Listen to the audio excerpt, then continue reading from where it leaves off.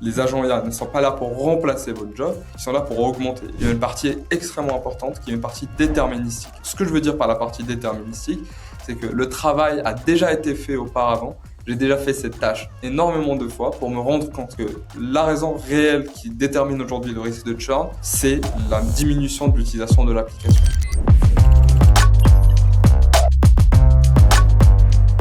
Avant de démarrer, je dois vous parler de Weglot, le sponsor de l'émission sans qui ces épisodes ne seraient pas possibles. Et c'est un partenaire particulièrement bien placé pour un podcast sur l'IA. Dans une étude que je vous mets en description, Weglot a analysé 1,3 million de citations générées par les LLM. Et ce qu'ils ont trouvé est assez frappant. Britannica, par exemple, une des sources les plus citées au monde par les LLM, perd 55% de son trafic dès lors qu'une recherche est effectuée en français. Et tout ça parce que les IA privilégient le contenu dans la langue des utilisateurs. Donc si votre contenu n'existe que dans une seule langue, vous passez à côté d'une partie de vos clients et des IA qui les informent. C'est là que Weglot entre en jeu. Weglot vous permet de traduire votre site en 110 langues sans jamais toucher au code. C'est 100% français et déployé dans plus de 100 000 entreprises dans le monde. Et pour les auditeurs d'AI Club, ils ont un deal spécial. 3 mois offerts avec le code AI Club X Weglot sur les 3 premiers mois, valable jusqu'au 31/12/2026. Je vous mets tout ça en description et on se retrouve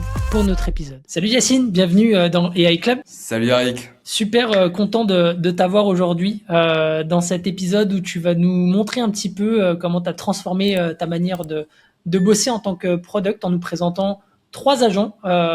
Et quand je dis transformer, je pèse mes mots parce que là, c'est juste 3 agents, mais il y en a plein d'autres. Mais on a décidé de zoomer sur 3 agents en particulier. Donc, on va voir comment t'en es arrivé là, quels sont les prérequis pour les construire. Et ensuite, tu nous feras des démos à chaque fois. Donc, vraiment hâte de m'y plonger. Et tu as une équation assez intéressante aussi pour illustrer à quel point ça a été game changer pour toi. Mais pour qu'on comprenne bien tout le contexte, est-ce que tu peux nous dire ce que tu fais au quotidien, chez qui tu bosses, et comme ça, on comprendra mieux la suite de ton propos. Merci Eric pour l'invitation, impatient de pouvoir partager un peu les use cases qu'on utilise en interne depuis maintenant presque 6 ou 9 mois et qui nous aident énormément au quotidien. Pour me présenter très rapidement, je suis Yacine Charaï, je suis founding product chez The Mobile First Company. Très rapidement, Mobile First Company, on est une startup franco-américaine. L'entreprise a été créée aux États-Unis, mais maintenant on a un focus très important aux États-Unis. On a levé au total 19 millions avec des fonds comme Lightspeed Ventures. La thèse de Mobile First, c'est de créer des softwares, des logiciels pour les small medium business, donc pour les PME et des entreprises de taille intermédiaire, qui sont abordables, qui sont transparents. C'est quelque chose qui est super important pour nous. Et la troisième chose, qui ont dans leur cœur une composante IA forte qui permet de démocratiser cette nouvelle capacité que les PME et ETI sont un peu en retard dans l'adoption. Donc, l'idée, c'est de Et du coup, toi, sur le product, t'es transverse. Ça veut dire que tu interviens sur les différents produits développés par Mobile First, ou est-ce que tu te concentres sur un produit en particulier aujourd'hui? Exactement. Donc l'idée, c'est un bon point, c'est que je travaille aujourd'hui parce que l'entreprise Mobile First, on est énormément concentré sur Allo, donc qui est notre produit phare, qui génère une grosse partie de nos revenus, où il y a un potentiel qui est juste immense, et de plus en plus quand on creuse, on se rend compte que le potentiel peut être immense, mais l'objectif c'est que je travaille aussi sur d'autres produits, notamment Scan to Sheet dans la logistique, mais aussi des produits qui vont arriver, notamment des produits avec agent sur la partie billing ou encore sur la partie devis. D'où la nécessité pour toi de t'augmenter, et c'est un peu le cœur du propos aujourd'hui par rapport à tous les agents que tu vas développer. J'imagine qu'après tu vas les répliquer justement à ces différents outils pour pouvoir être encore plus efficace. Donc, est-ce que tu peux nous dire un petit peu en quoi ça consiste ton quotidien, parce que il y a eu un avant-après, clairement, après la mise en place de ces agents. Moi, quand je regarde, Eric, pour répondre à ta question, comment ressemblait mon travail, à quoi ressemblait mon travail avant Mobile First en tant que product, et aujourd'hui, et sur les 6-9 derniers mois chez Mobile First, le changement est radical. J'étais avant dans une startup qui s'appelait Amo, qui était un réseau social, qui construisait un réseau social qui était Bump, où on avait cette thèse, où on était vraiment l'une, je pense, des startups les plus obsédées par les utilisateurs. On avait cette thèse que la data, pour comprendre les utilisateurs, n'était qu'un signal. C'est-à-dire que si ton utilisateur drop sur une étape de ton onboarding, souvent tu peux comprendre en regardant le screen où il y a le drop, la raison pour laquelle il y a eu le drop. Mais dans beaucoup d'autres cas, et dans plusieurs cas très complexes, on n'arrive pas à savoir, juste en regardant la data, le réel problème. Donc, ce qu'on faisait à l'époque, c'était ce qu'on appelait le McDonald's user test. On Ouais. avait un McDonald's juste devant les bureaux. Et ce qu'on faisait, c'est quand on comprenait pas pourquoi il y avait un problème, c'est qu'on allait choper 10 utilisateurs au McDo en face, on les ramenait au bureau et on leur faisait tester l'application et le screen en question 10 fois. Et après avoir testé 10 fois et regardé 10 utilisateurs interagir avec ta fonctionnalité, ça devenait extrêmement évident pour quel était le réel problème. Tu vois l'utilisateur rater le bouton, tu vois l'utilisateur être frustré, tu vois l'utilisateur ne pas comprendre la copie. Donc ça avait énormément d'insight. En fait, je suis parti de ce constat et de ce postulat quand j'ai créé mes agents. Et quand je regarde avant même d'avoir créé ces agents, je passais 60% de mon temps à vraiment essayer de chercher les signaux. Donc, qu'est-ce qui Mhm. marche pas? Quels sont les problèmes de nos utilisateurs sur le produit? Et une fois que j'avais cherché et passé 60% de mon temps à faire ça, je n'avais que plus que 40% pour essayer de deep dive à la raison réelle du problème. L'objectif, c'était de comment on fait en sorte d'inverser cette équation où on passe de 60% de son temps à aller chercher et collecter l'information et 40% à deep dive à 100% de son temps à être au contact des utilisateurs, obsessed par tes utilisateurs, comment ils utilisent leurs produits, à aller les rencontrer, à les voir utiliser ton produit. Et ça se fait avec des agents, et notamment qui passent 24 heures sur 24, 7 jours sur 7, à analyser les signaux, à analyser la data, et à me remonter ce qui se passe directement avec nos utilisateurs, et les problèmes auxquels ils font face. Ok, donc et c'est un peu ce que tu nous montres à l'écran actuellement, c'est-à-dire que aujourd'hui, tu as complètement inversé le rapport de force, en tout cas la facture temps que prenait hein, justement l'analyse du contexte avant l'IA. Et finalement, ouais, c'est tout un tas de petits capteurs qui aujourd'hui te permettent d'être quelque part beaucoup plus conscient de ce qui se passe dans ton environnement client pour ensuite faire des analyses, prendre des meilleures décisions et pouvoir anticiper aussi la roadmap. Exactement. C'est exactement ça. Et l'idée, c'est vraiment d'automatiser la partie collecte et passer du temps à comprendre les utilisateurs. Et la deuxième partie, qu'on voit pas ici à l'écran, Eric, c'est, en fait, aujourd'hui aussi, on a une équipe de presque 20 ingénieurs. Je suis le seul product. Et à un moment, avec la rapidité et le uplift qu'ont pris les ingénieurs en termes de productivité avec l'IA, les Mmh. équipes produits deviennent aussi le bottleneck. Et donc, Mmh. deviennent un vrai goulot d'étranglement.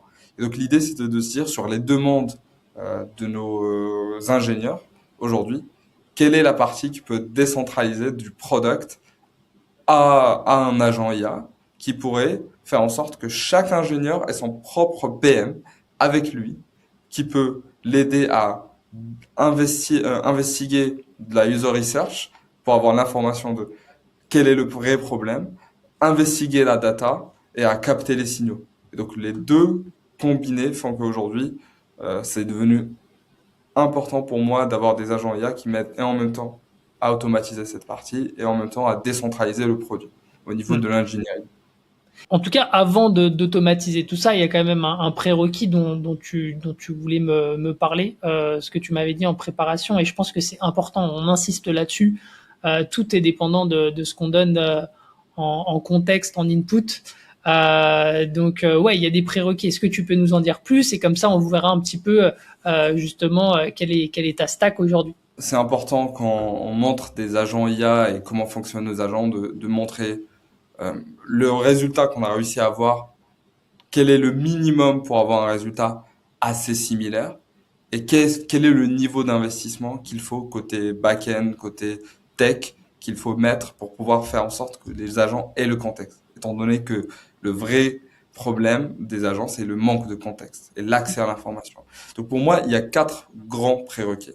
Le premier, Cloud Code ou Codex. Nous, en interne, on utilise énormément Cloud Code.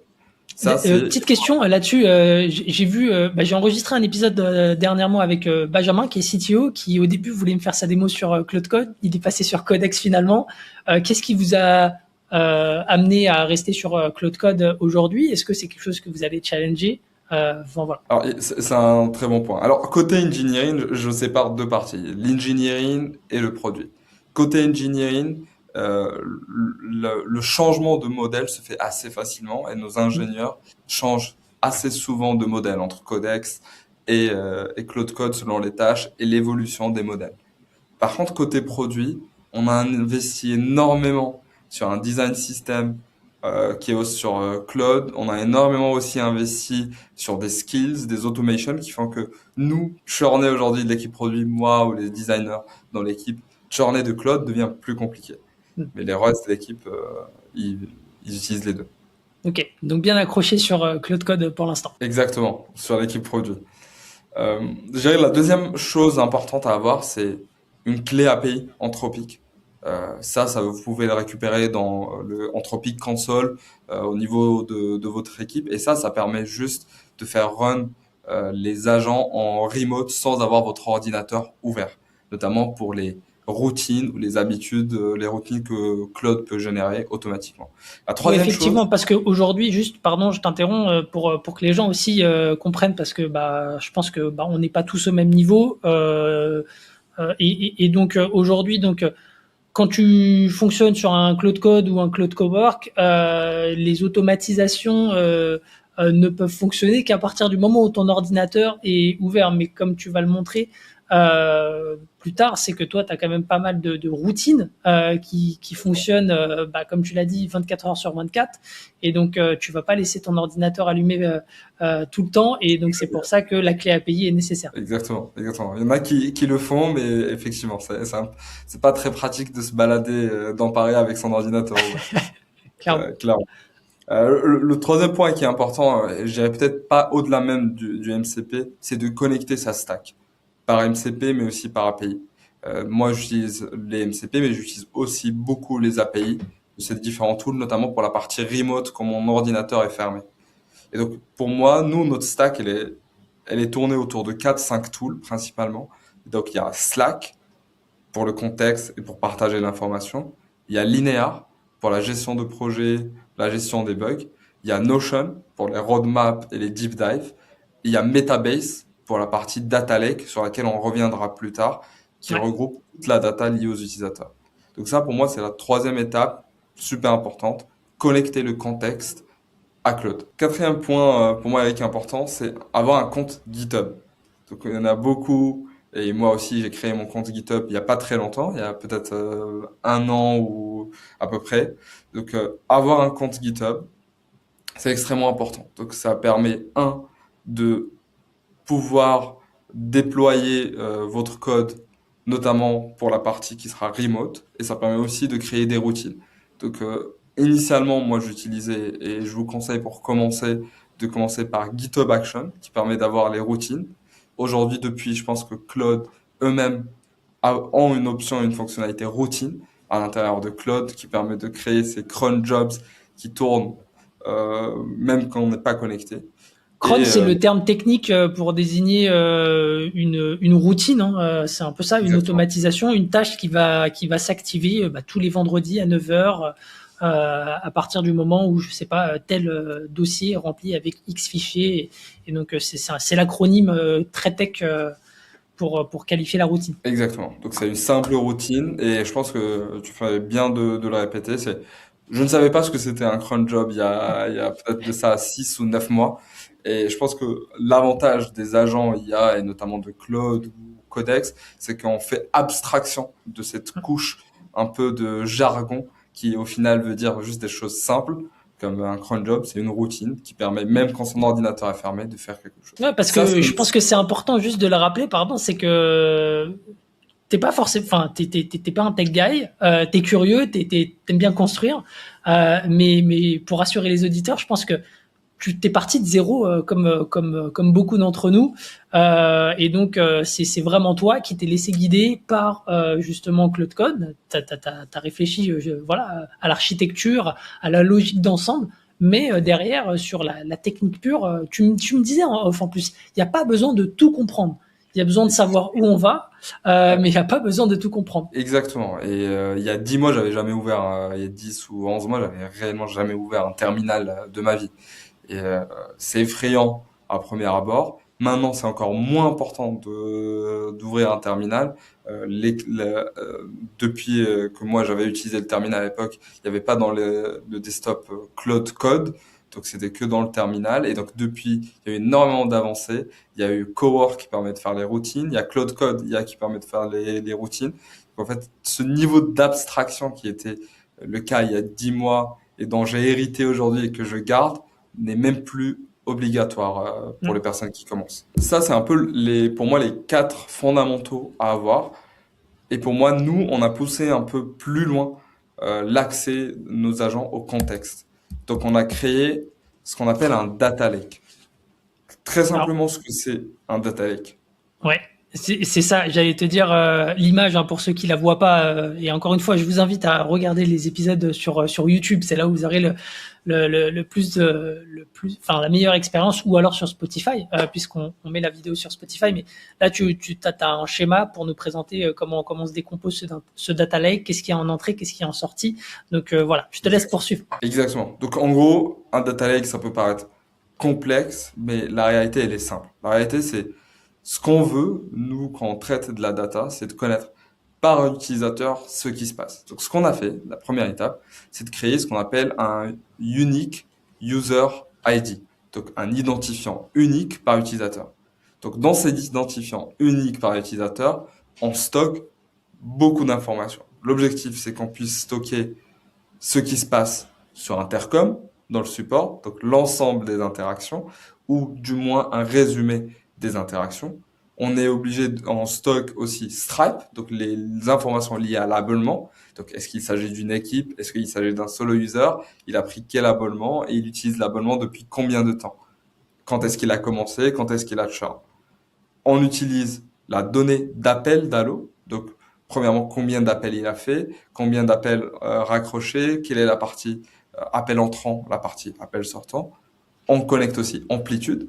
Amplitude qui est notre tool derrière qui permet d'avoir des analytics produits. Donc, quelles sont les fonctionnalités qu'il utilise le plus, le moins. Combien de sessions, la durée de session Exactement. moyenne, quelle fonction. Ouais. Exactement. Et on connecte aussi, et ça c'est parce que c'est un projet sur lequel je travaille aussi, Twilio, les données Twilio, liées au coût de la téléphonie par utilisateur. Donc une fois qu'on a regroupé par utilisateur unique ces informations, ça nous permet de faire deux choses. Donc c'est ce qu'on voit au milieu à l'écran. Première chose, c'est une fiche client. Là, c'est une fiche fictive qui permet de se dire, OK, ce client par mois, il a fait 12 appels sur Allo, il a contacté le support 2 fois avec un abonnement et toutes les informations qu'il faut. Et derrière, une fois qu'on a cette fiche, on peut creuser n'importe quel élément par utilisateur. Et donc, ce qu'on peut faire, c'est, OK, quelle est la partie appel sortant? Est-ce qu'il y a eu une augmentation de l'utilisation des appels entrants? Est-ce qu'il a utilisé les résumés et lu les résumés IA?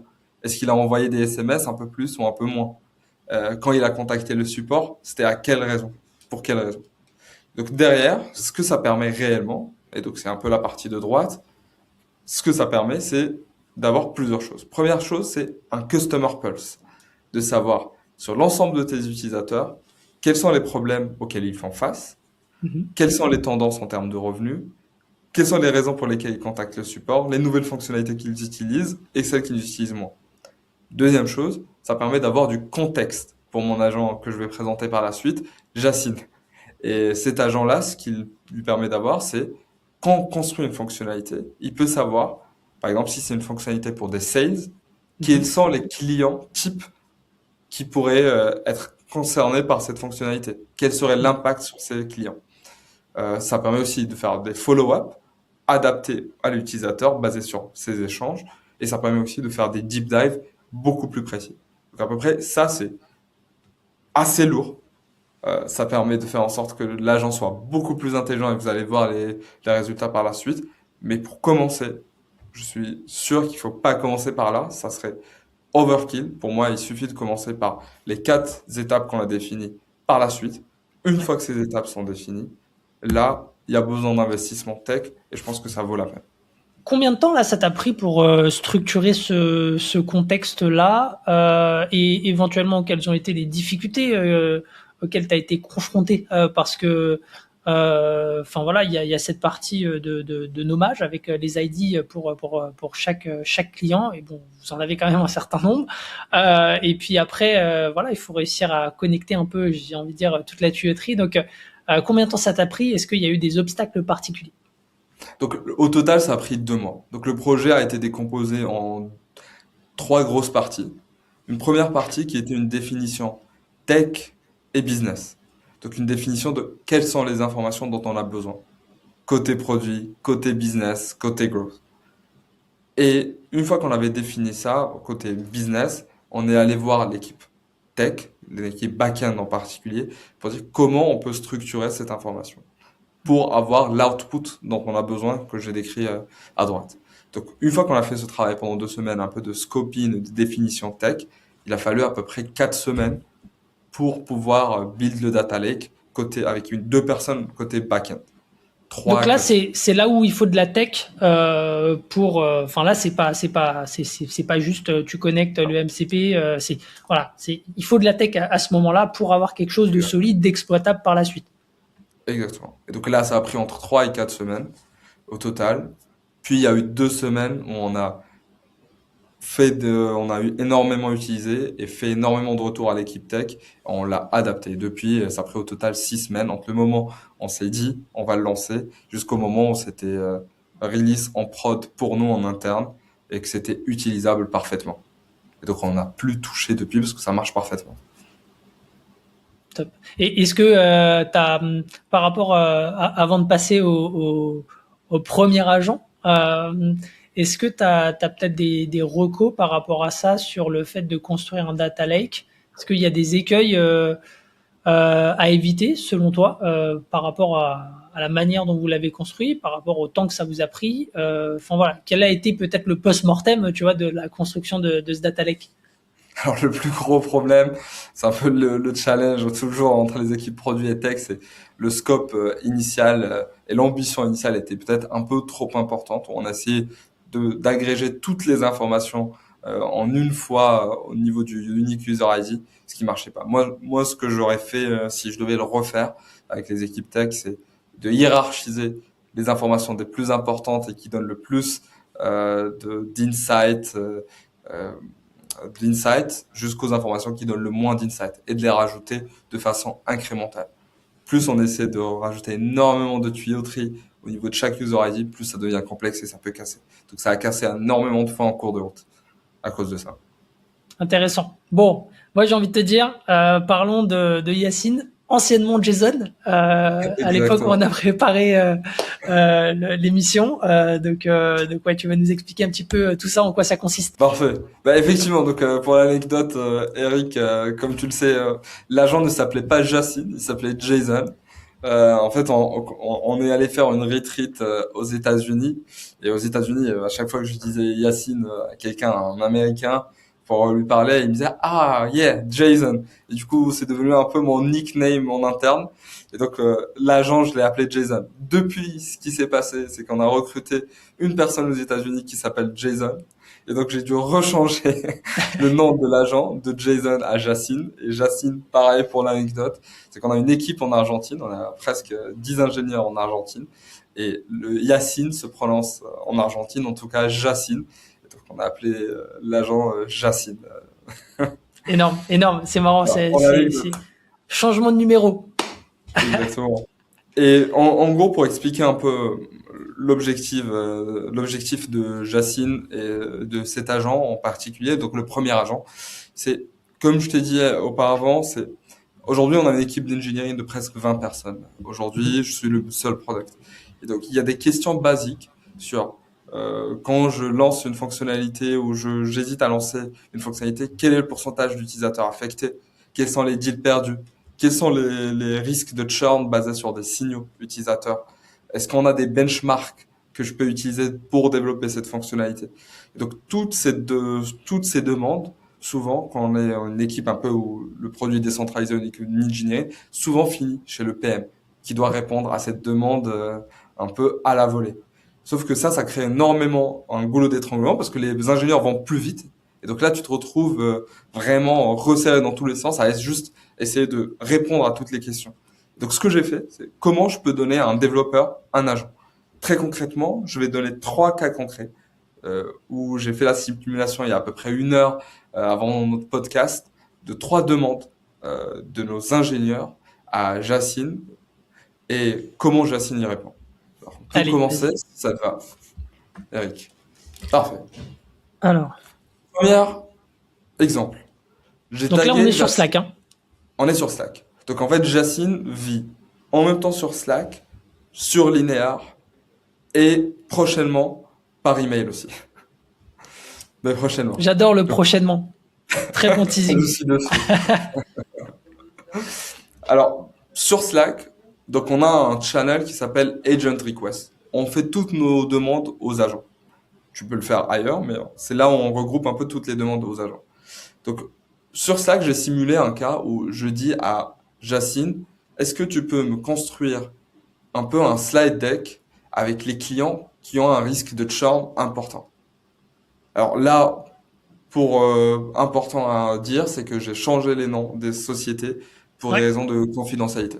bien sûr. Ouais. Alors, donc, ce que Jacine va faire, c'est qu'il va aller chercher dans Metabase, donc dans ce que j'ai dit, le database, Data Lake, il Mhm. va chercher sur les 30 jours, les 30 derniers jours versus les 30 d'avant, avec les client profiles dont on a parlé, quel était le, le, le changement en termes d'utilisation sur le produit. Donc nous, ce qu'on s'est rendu compte, c'est que l'utilisation du produit et la diminution significative de l'utilisation du produit était la raison principale du risque de churn. Ouais, donc vous avez défini un seuil ou peut-être un niveau de variation qui est annonciateur et qui, en tout cas, qui euh, laisse pressentir qu'il y a une probabilité très forte que l'utilisateur churn. Exactement. Et là, c'est un point important, Eric, c'est que quand on construit des agents, il y a 2 parties. Il y a une partie LLM où il raisonne par lui-même, il fait ses requêtes par lui-même, il fait son SQL. Il y a une partie extrêmement importante qui est une partie déterministique. Les agents IA ne sont pas là pour remplacer votre job, ils sont là pour augmenter. Donc, ce que je veux dire par la partie déterministique, c'est que le travail a déjà été fait auparavant. J'ai déjà fait cette tâche énormément de fois pour me rendre compte que la raison réelle qui détermine aujourd'hui le risque de churn, sur tous les churns qu'on a eu, c'est la diminution de l'utilisation de l'application. Et donc, une fois que ça c'est set dans l'agent, dans sa mémoire, il n'a plus qu'à utiliser ça. Donc, il n'a pas besoin de réfléchir à chaque fois pour comprendre quel est le meilleur signal. Donc là, on voit qu'il a donné une réponse. Alors moi, ce que je me suis rendu compte, et ça c'est un conseil pour tous ceux qui nous regardent, c'est que à part les personnes qui sont concernées et font la demande, très peu de personnes lisent les réponses sur Slack d'agents aussi longs. Ouais. Donc ce que j'ai Surtout quand il y a rajouté moi, beaucoup de texte. Bon, là, ça va, il n'y a pas trop de texte, mais quand même, dès qu'il y a un peu trop de texte, c'est bon. C'est c'est trop. perdu. Et donc moi, ce que j'ai fait derrière, c'est que je crée maintenant par HTML un deck avec des petites slides qui expliquent la situation très simplement. Donc là, si on clique dessus, ça va l'ouvrir directement. Mais ce que je fais, pour encore les plus flemmards, parce que j'ai eu ce retour où il y en a énormément qui ne téléchargent même pas le HTML, c'est que je transforme ce HTML en PNG et je l'inclus en pièce jointe directement dans, dans la réponse. Et donc ça donnerait quelque chose comme ça. Who is the most at risk of churning? Et là, on peut avoir la liste, on peut expliquer, voilà, la baisse sur les 2 principaux, Mhm. 30% et de 38%. Il faut regarder 3 utilisateurs, Helios, Meridian, qui sont des maisons lumière, qui sont des noms fictifs. Et on peut voir pour chacun d'eux quel a été le changement du call volume. Mhm. Donc là, il y a 2 baisses importantes, il y a une petite baisse et il y a 2 augmentations. Et l'autre signal qui est important que j'ai pas signalé, c'est hop, c'est les sites under activation. Donc les sites, Parce c'est qu'on le a nombre de vu licences, le nombre d'utilisateurs qui sont en sous-utilisation du produit. exactement. Donc en fait, les 3 principaux signaux comme je disais, le principal signal, c'est la baisse d'utilisation. Mais il y a Mhm. deux autres signaux que j'avais captés sur sur les 12-13 derniers mois qui sont importants, qui prédisent aujourd'hui le churn. C'est le déploiement pas complet de l'équipe. Ça, c'est la deuxième signal, un peu Mhm. moins important, mais tout de même important. Et la deuxième chose, et le troisième point, c'est les plaintes au support, Mhm. notamment sur des flows principaux comme les appels, le son, les transferts. Et donc là, dans ce cas-là, il y a eu ce problème-là. Donc pour les 3 utilisateurs, où il y a eu ces problèmes. Voilà, donc c'est à peu près comme ça que sont structurées les réponses. Donc ça, c'est le premier exemple. Peut-être ce que je te propose avec, c'est de passer peut-être à un deuxième exemple qu'on Allez, pourrait je prends. montrer. Parfait. Donc là, c'est un exemple. Ça, c'est un exemple un peu qui lie un peu data et un peu produit business understanding. Et là, il y a un deuxième exemple que je te donne qui est plus simple, qui est juste, Jacine, combien de call outbound ont été faits la dernière semaine? J'ai besoin de cette information. Et donc là, c'est beaucoup plus simple. Il y a une représentation directement en forme de slide, mais il y a aussi la réponse sur Slack automatiquement avec la source. Et ça, là, on voit que la requête, elle est beaucoup plus simple. J'imagine que la première, elle te prend aussi beaucoup plus de temps, elle est beaucoup plus complexe. Et celle-là, elle est Exact- beaucoup plus simple, et dans le texte, et dans le rendu. Exactement. Je donne un troisième cas d'usage qui est Vas-y. un peu plus complexe, qui demande souvent un peu plus d'itération et d'échange avec l'agent, mais qui tout de même reste assez utile. C'est des avis vraiment produits. Là, là, c'est un autre exemple, c'est un troisième exemple d'une demande qui est plus produit. La réponse n'est pas parfaite, mais ce qui est intéressant, c'est qu'on peut interagir avec Jacine pour raffiner la réponse et il peut aller chercher l'information. Mais là, on se rend compte qu'il nous donne déjà un premier élément de réponse qui est intéressant, c'est que 22%. Donc là, la question, pardon, c'était est-ce qu'on devrait construire les SMS snippets, donc des automatisations d'SMS Mhm. préenregistrées ou pas? Donc la première réponse qu'il nous donne et le premier élément de data qu'il nous donne, c'est que déjà 22% aujourd'hui des SMS qui sont envoyés par nos utilisateurs sont les mêmes, identiques. Donc en fait, les utilisateurs déjà font ça, n'ont pas de fonctionnalité dans le produit, mais le font déjà. Et donc Mhm. juste doivent le faire manuellement. Le deuxième chose qu'il sépare, mais il l'a pas encore bien fait, et c'est là où je pourrais lui redemander, c'est il dit qu'il y a eu 42 101 manuels SMS envoyés euh, manuellement. Et là, la question que j'ai envie de lui poser, c'est quelle est la partie par API qui est envoyée? Mhm. Parce que la question pourquoi on devrait la poser, parce que si on devait construire cette fonctionnalité de mettre des SMS automatiques, si les utilisateurs envoient leurs SMS principalement sur API, donc la mettre dans la UI, c'est pas le plus important. Mais Mhm. donner cette possibilité de le faire de façon systématique, templatisée depuis l'API. Et la troisième chose, et pareil, ici, je lui demanderai d'aller chercher à quoi ressemble cette fonctionnalité chez les concurrents, c'est que ce qu'il m'explique, c'est que nos concurrents aujourd'hui, principaux, ils les nomment pas ici, ont déjà cette fonctionnalité de Et, SMS templatisé. et ça, là-dessus, là, par exemple, si tu veux aller chercher, enfin, il est en capacité, tu l'as construit de manière à ce qu'il puisse aussi aller chercher cette info en dehors. Là, j'imagine, c'est la partie LLM dont tu as parlé, avec peut-être aussi une part de déterminisme avec le choix des concurrents. Mais ça, Exactement. il est en capacité de faire action derrière. Exactement. Donc en fait, dans sa mémoire, l'agent, il a un dossier MD qui s'appelle Competitor MD. Ouais. Donc dans ce Competitor MD, il a la répartition entre la France et les États-Unis. Et donc, il ira chercher les bons concurrents. Il a accès directement aux applications, mais il a aussi accès à la documentation technique Hmm. des concurrents. Donc le Help Center, l'explication de comment fonctionne la fonctionnalité. Et donc il va chercher les SMS automatisés ou les SMS snippets chez chacun des concurrents. Il va essayer d'aller chercher les screenshots. Trop bien. Et enfin, finalement, t'as vraiment construit ton alter ego, quoi. C'est ton double, c'est lui qui te permet de voir un peu les angles morts, d'analyser la data pour que toi derrière tu puisses orienter des décisions produits.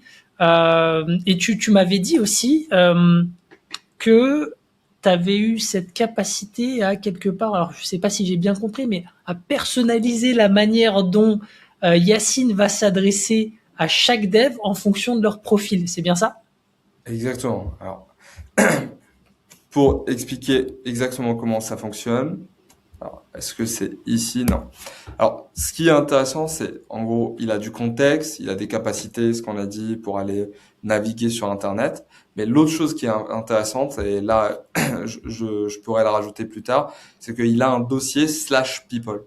Et ce Hmm. dossier-là, slash people, ce qu'il enregistre, c'est chaque personne de l'équipe, chaque ingénieur dans l'équipe, il a accès à son linéaire pour comprendre sur quoi il travaille en ce moment, c'est quoi sa charge de travail, et il a aussi accès à tous les échanges qu'il a eus et enregistre tous les échanges entre l'agent et l'ingénieur.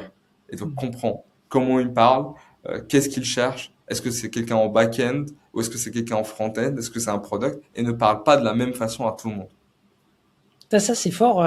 Du coup, bah forcément, t'as une interaction qui est beaucoup plus poussée et t'as pas l'impression justement de parler à une machine. Enfin, pour le coup, et c'est là où c'est aussi marquant. Je voulais venir à ça, c'est-à-dire que euh, l'autre épisode que j'ai enregistré avec Savinien chez Partout, c'est pareil. Il est parti de l'environnement dans lequel l'utilisateur était déjà. Donc lui, il avait construit une app dans Slack en surcouche. Et toi, pareil, en fait, là, on ne voit pas l'IA quelque part. Elle se matérialise uniquement dans l'écosystème dans lequel l'utilisateur est déjà. Il n'y a pas toute cette complexité Exactement. apparente. Et c'est tout ça le challenge. C'est en fait tout ce que je montre à l'écran. L'idée, c'est comment on fait abstraction de toute cette technicité pour faire deux choses. Premièrement, rendre ça accessible à tout le monde, là où on travaille, comme ce que tu as dit. Et la deuxième chose, c'est de faire en sorte que euh, ces skills ou ces agents soient partagés. Et ça, c'est un peu le challenge. Quand je vois beaucoup de boîtes qui font des agents IA aujourd'hui, en interne, chaque personne a ses propres agents ou chaque personne a ses propres workflows. Donc le challenge, c'est comment on fait pour rendre ça accessible à tout le monde.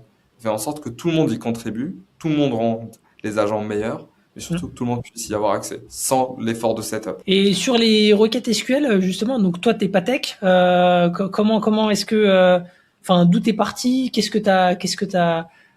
comment t'as réussi à créer ces requêtes SQL?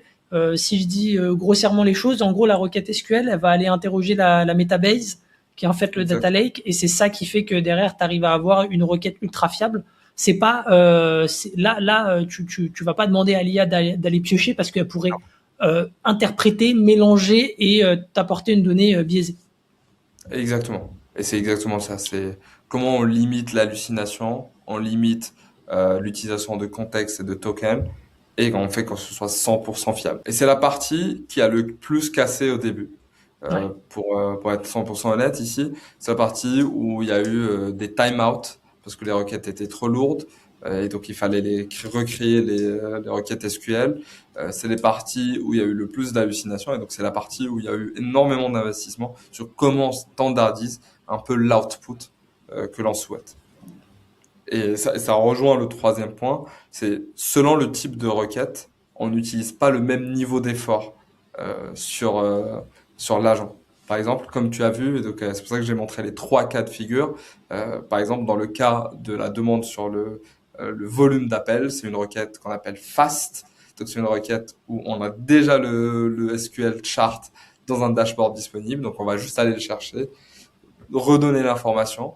Le LLM va juste processer l'information pour écrire le texte et créer le HTML.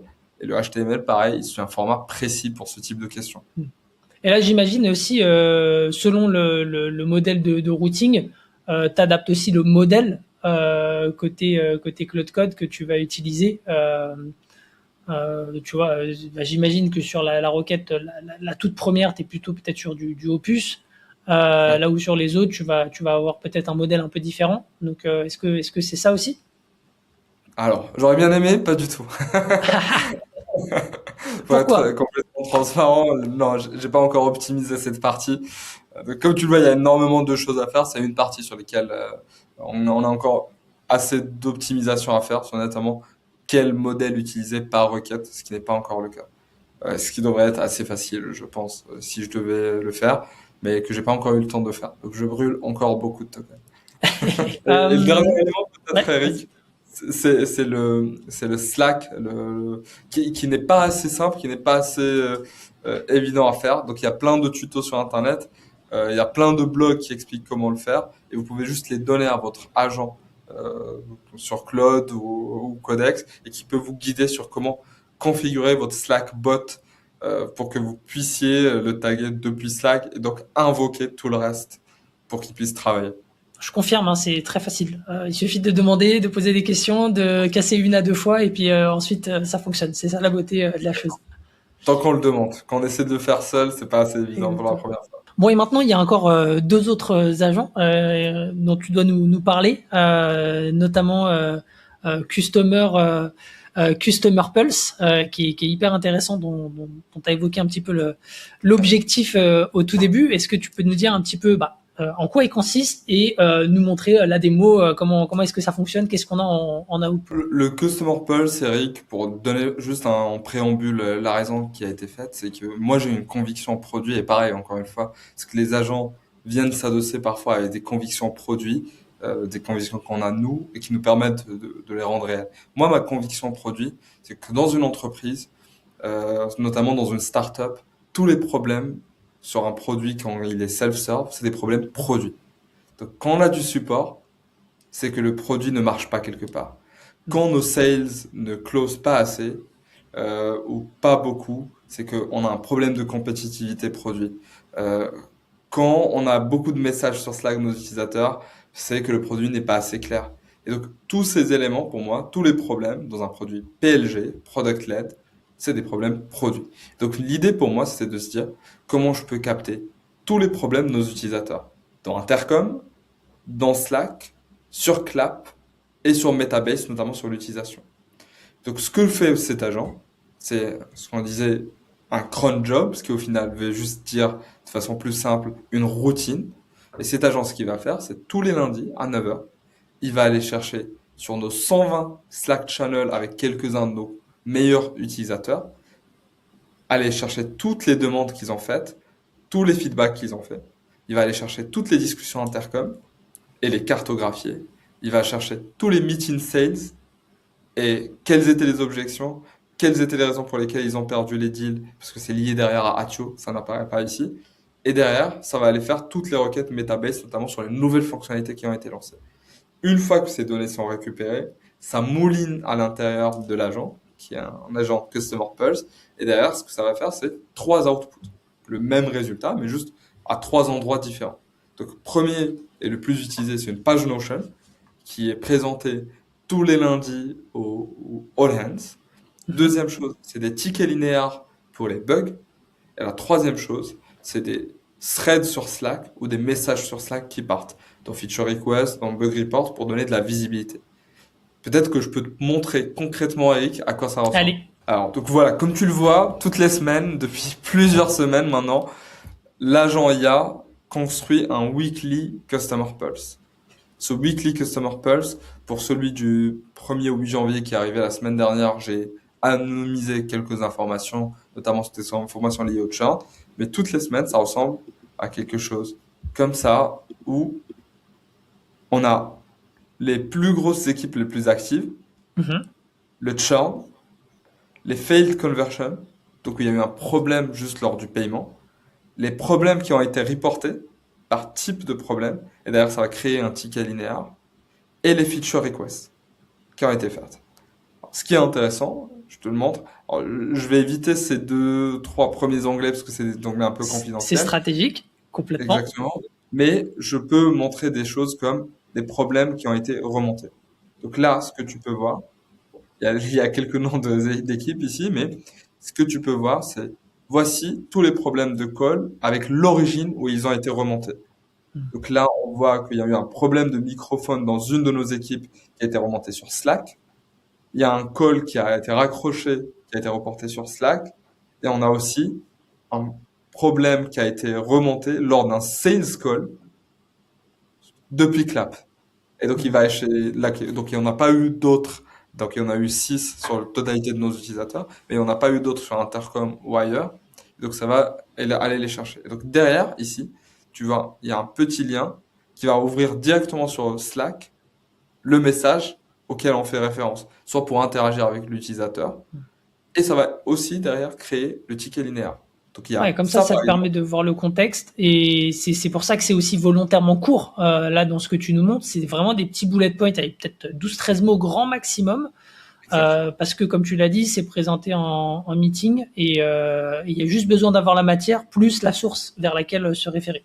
Exactement. Et les détails techniques sont derrière sur un ticket linéaire que je pourrais montrer par la suite avec les Mhm. logs et de ce qui s'est passé pendant cet appel. Donc, on a un deuxième agent qui n'est pas mon agent, qui a été créé par les ingénieurs, qui permet de débugger des problèmes tech reportés. Et donc, quand un ingénieur veut le prendre, soit il demande à un autre agent de le fixer automatiquement s'il pense que le vrai problème a été détecté, soit c'est plus simple pour lui de le prendre.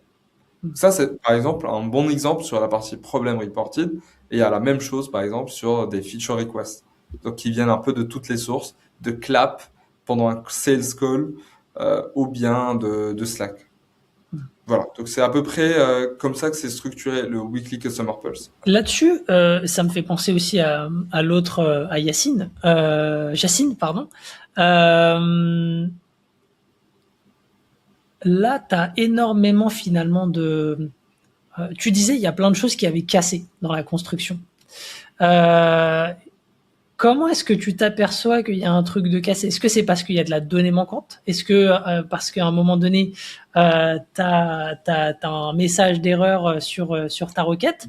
Est-ce que c'est parce que tu te dis, ah tiens, les outputs là, les données qu'ils me donnent, je sais pas, mais je pense que c'est pas complet, ça matche pas avec ce que moi j'ai vu, entendu pendant la semaine.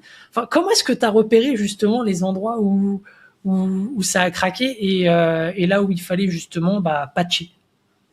Oui, Parce que là, en fait, il y a énormément de données, hein, c'est-à-dire que et le scope, il est tellement énorme. Donc, je suis curieux de savoir comment est-ce que tu as testé ça quelque part avant et comment est-ce que tu t'es aperçu que c'était pas encore optimal. alors, ce que je fais, alors j'ai toujours ma façon de procéder, c'est les 100 premières requêtes, ça dépend de la taille de la requête, les 100 premières requêtes, je les valide manuellement à la main et je donne un feedback sur chaque requête, sur le format, sur l'output, sur le résultat. Et donc, avant même de release ça, l'agent doit corriger et intégrer les feedbacks sur les 100 premières requêtes, qu'il va faire juste pour moi, depuis sur mon terminal, par exemple. Ça, c'est la première étape. La deuxième étape, c'est une fois que c'est fixé et que je pense que ça commence à fonctionner, c'est que je passe une semaine à utiliser l'agent, moi, avant de le mettre entre les mains des autres. J'utilise pendant une semaine ou deux, où je lui demande, par exemple, là, le weekly, je lui ai demandé 2, 3 jours par la suite de me faire la veille ce qui s'est passé. Et donc, ça me permet de voir s'il fonctionne de façon répétée, sans casser. Une fois que c'est fait, derrière, ce qui va se passer, c'est je le mets en prod. Et là, ce que je demande souvent, c'est que juste un post, un message où je dis voici un nouvel agent qui va faire ça. N'hésitez pas à drop des feedbacks automatiquement et je lui envoie les feedbacks. Aussi simple que ça. Donc tu as, un process en 3 étapes qui te Ouais, permet de, déjà où tu fais, comme tu l'as dit, un feedback très poussé. Et c'est là où finalement, c'est là où ça prend énormément de temps. Il faut pouvoir perdre du temps pour pouvoir en gagner derrière. exactement. Et là, on le voit, tu le fais quand même sur un échantillon qui est extrêmement important, sans Oui, requête, sans feedback à la main. Bon, après, tu utilises peut-être Whisperflow, comme tu l'as dit, oui, euh, parce que si tu devais taper, ouais, ça serait interminable. Mais du coup, c'est ce travail-là aussi qui fait en amont que derrière, tu as de la qualité. Et tu le confrontes à ce que toi tu vis au quotidien, à ce que toi tu vois. exactement. Donc ok, et après tu as la step de t'essayes de mettre en pratique cette requête là, mais sur une échelle de temps plus petite. Et une fois que ça c'est validé, tu le mets entre les mains des équipes et tu prends le feedback. Ce que je te propose Vas-y. peut-être, Eric, c'est de passer au troisième agent, Ouais. qui est le competitor monitor, un peu le spy de l'équipe, qui va aller chercher dans plusieurs sources les nouveautés produits de nos concurrents, les blogs, les annonces, les changements de tarifs, des avis G2 sur eux, ou des avis sur les réseaux sociaux ou sur l'App Store. G2, Capterra, pour ceux qui connaissent pas, c'est des plateformes sur lesquelles en fait on retrouve les avis d'utilisateurs certifiés, notamment pour les acteurs du software. Donc voilà, juste pour Exactement. contextualiser. Et donc là, pareil, c'est un peu la même structure où il y a un message qui s'envoie sur Slack, et il y a aussi un message, il y a aussi le Notion qui sert un peu de database et qui permet à l'agent d'avoir tout le temps ce qui se passe. Donc à la fin du mois, tu peux avoir un peu une table compétitive de qu'est-ce qu'on ship à nos compétiteurs et nous, et où est-ce qu'on a des gaps. Mm. Je te donne l'exemple, par exemple, du 2 juin. Et là, on a une liste de concurrents qui n'est pas exhaustive, parce qu'il y a une liste indirecte de compétiteurs, Ouais. où on peut voir, par exemple, que à modifier sa pricing page. Là, les captures d'écran là qui sont dans ton report, c'est ton IA qui Ouais, va prendre les captures d'écran. C'est ok. exactement. Et c'est pour ça Énorme. qu'on voit qu'elle n'est pas parfaite, la capture. Ouais, Et qu'il y a un news effectivement, cookie sur lequel il n'a pas pu cliquer. Et donc, carrément. exactement. Donc, l'agent IA, il va naviguer la page, il va prendre en photo la page. Donc, comme tu le vois, c'est pas une capture d'écran normale. Donc, un peu, elle est super allongée. Mm. On voit tous les détails dans la capture Même d'écran. le footer, incroyable. Exactement. Même le footer est inclus dans cette capture d'écran faite par l'agent. Et derrière, on voit même les plus petits détails. Vu qu'il a l'historique, il a pu voir, par exemple, qu'ils ont changé Call for details to get a quote à Custom pricing talk to sales. Même la copie du changement sur la pricing page sont relevés. Le nombre de minutes qui sont offerts sur la partie domestic inbound call, le nombre de minutes offerts sur l'agent et le réceptionniste IA qui ont augmenté. Donc ça permet aussi de voir des signaux, par exemple, que là, dans ce cas-là plus précis, on peut voir que est en train de surinvestir sur la partie agent IA, offrir des minutes, le mettre un peu plus en avant, et c'est ce que l'agent automatiquement détecte en comparant par rapport au pricing page précédent. Yacine, je te propose un petit challenge parce que jusqu'à présent, tu nous as montré justement l'architecture, l'output. Maintenant, j'ai envie de te dire, est-ce que tu serais partant pour nous montrer un petit peu comment est-ce que tu construis un agent en live? On en a rapidement discuté, évidemment, voilà, en toute transparence, mais pas en préparant l'épisode, juste en off, là, tout de suite. Et tu me disais que tu avais peut-être un use case à nous partager. Donc voilà, je t'écoute. Parfait. Donc ce qu'on pourrait essayer, Eric, en live, c'est donc Allo, comme ce que je disais, c'est un outil de téléphonie. Donc, une partie, c'est que nous, on gère aussi une partie de notre support par le téléphone. Donc on a notre numéro affiché pour tous nos clients où ils peuvent nous appeler. Et l'un des challenges qu'on a, c'est tous les jours, on aimerait avoir une liste de personnes à rappeler avec la raison pour laquelle il faut les rappeler.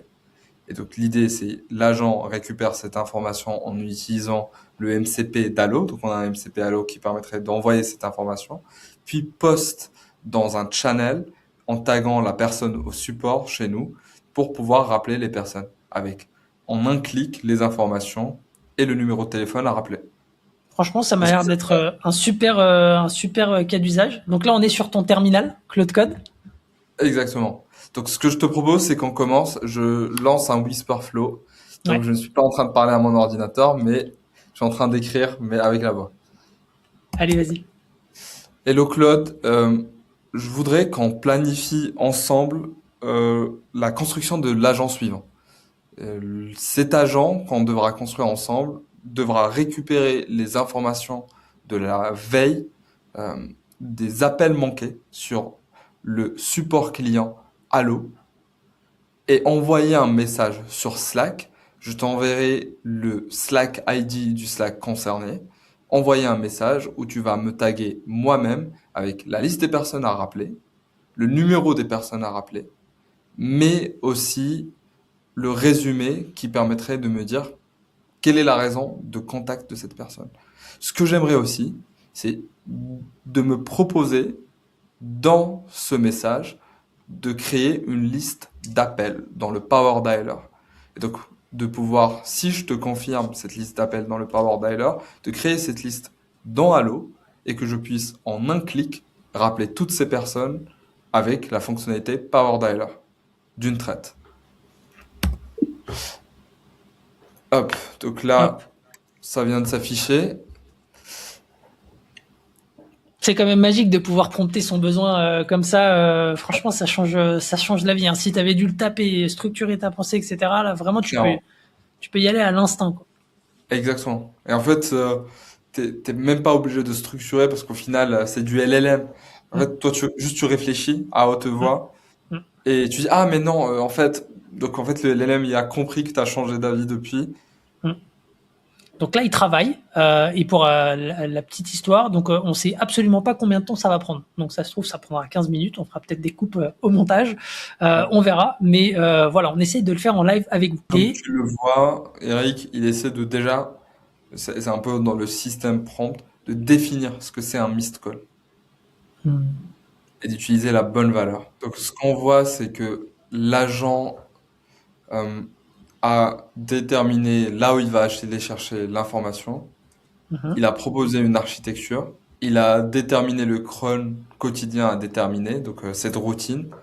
Et il a identifié comme ce que je venais de te montrer, Eric, sur le Weekly Pulse, où il va réutiliser des choses qu'il a déjà construites auparavant dans le Weekly Pulse que je montrais juste avant. Hmm. Et là, dans le cadre de la planification, il va me poser plusieurs questions pour clarifier. Donc là, ouais, il t'interroge, il essaie de comprendre un petit peu, enfin d'affiner un petit peu ton besoin. Donc là, tous ceux qui voulaient un humain, donc là, on va choisir.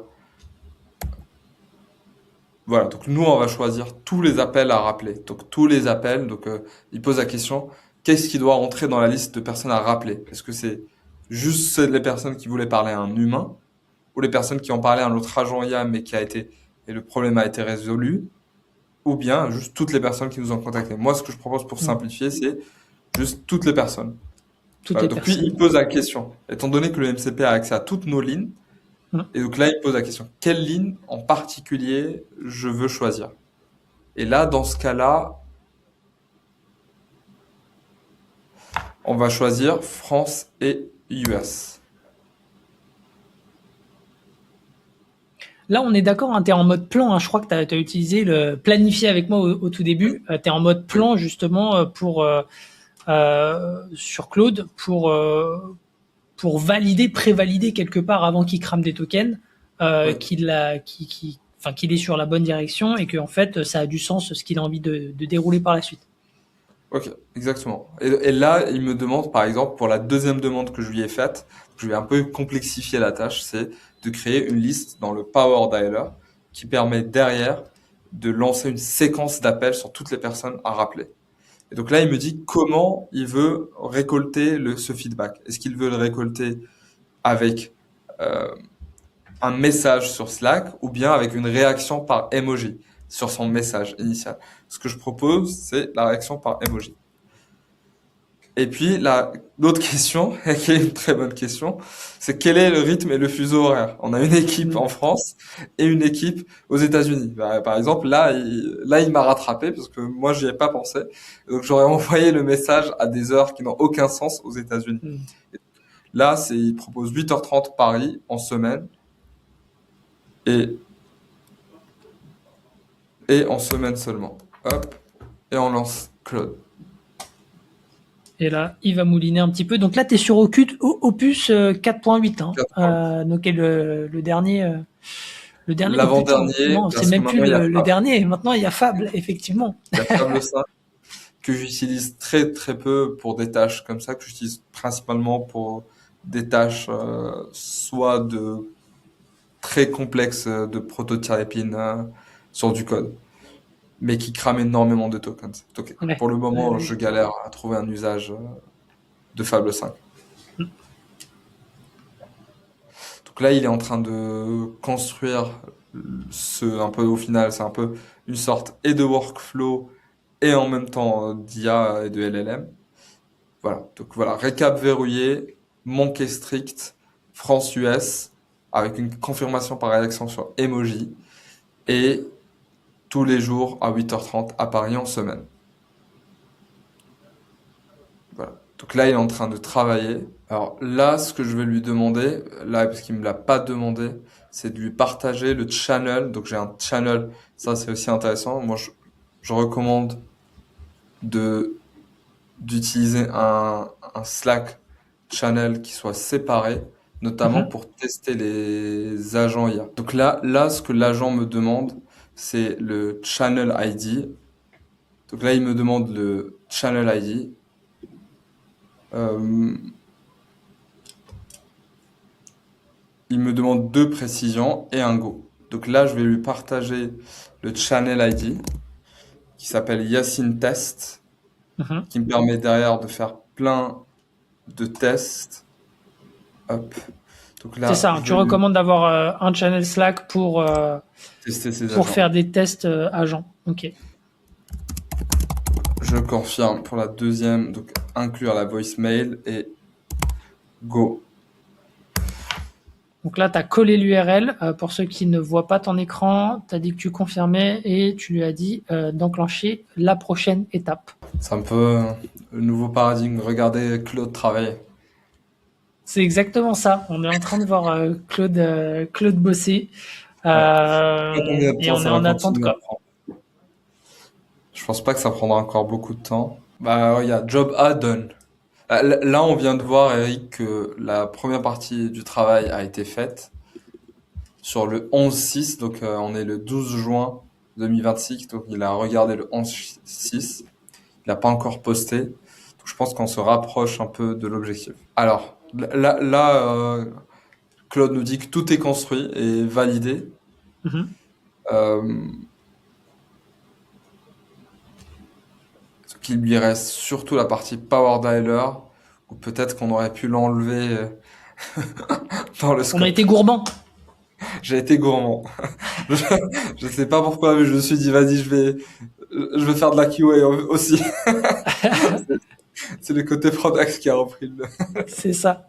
Je voulais Mais en tout vérifier cas, l'API. on voit quand même que là, même si on y a passé peut-être voilà 10-15 minutes pour l'instant, peut-être plus 15 qu'autre chose, c'est que bah, en fait, on n'est pas sur quelque chose où il te demande, il te pose des questions complexes auxquelles tu n'aurais pas les réponses. Quoi. C'est vraiment, il te connaît bien, on le voit, et c'est ce qui fait que derrière, il bosse correctement. Complètement. Alors donc, ce qu'il me propose, c'est de passer en live